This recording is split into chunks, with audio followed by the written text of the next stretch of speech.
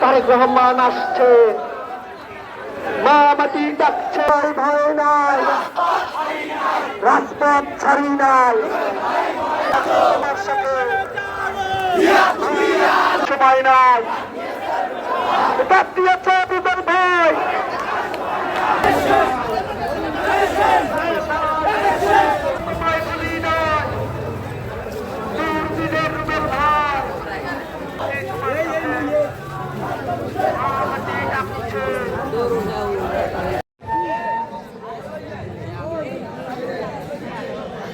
পিরোজপুর জেলা ছাত্রদল, জেলা যুবদল একটাই ফরিয়াদ করব, দেশনেত্রী বেগম খালেদা জিয়া তার আমরা রুখে দেবো ইনশাআল্লাহ। সর্বশেষে একটা কথা বলতে চাই, আগামী নির্বাচন জিন্দাবাদ, তারুণ্যের অহংকার জনাব তারেক রহমান জিন্দাবাদ।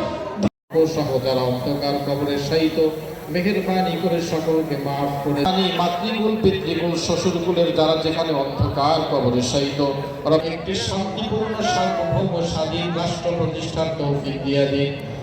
আমাদের এই নেক আমলটুকুতে যে সওয়াব তুমি দান করেছো লক্ষ কোটি গুণ করে নিন রব্বুল আলামিন। দেশের জন্য জীবনে যত ভালো কাজগুলো করেছেন মেহেরবানি করে আপনি কবুল আর মঞ্জুর রব্বুল আলামিন। আমাদের দোয়াগুলিকে আপনার হাবিব সাল্লাল্লাহু আলাইহি ওয়াসাল্লামের ওসিলায় কবুল করে আলাল মুরসালিন ওয়াজআল আখিরা কালামিনা ইনদাল মাউত লা ইলাহা ইল্লাল্লাহু মুহাম্মাদুর রাসূলুল্লাহ।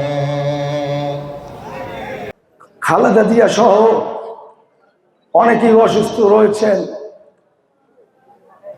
দেশনেত্রী বেগম খালেদা জিয়ার ওই মুখ দেখে নিজের জীবন উৎসর্গ করতে সর্বদা রাজপথে রাজি ছিলাম।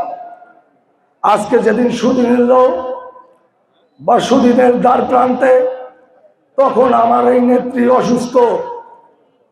আপনাদের কাছে এবং পিরোজপুরবাসীর কাছে প্রিয় নেত্রীর জন্য দোয়া চাই, যাতে অচিরেই হাতে হাত রেখে তার নেতৃত্বে আগামী জাতীয় সংসদ নির্বাচনে আমরা অংশগ্রহণ করব এবং দেশ নায়ক তারেক রহমান যাকে ধানের শীষের প্রতীক দেবেন তাকে জয় করব।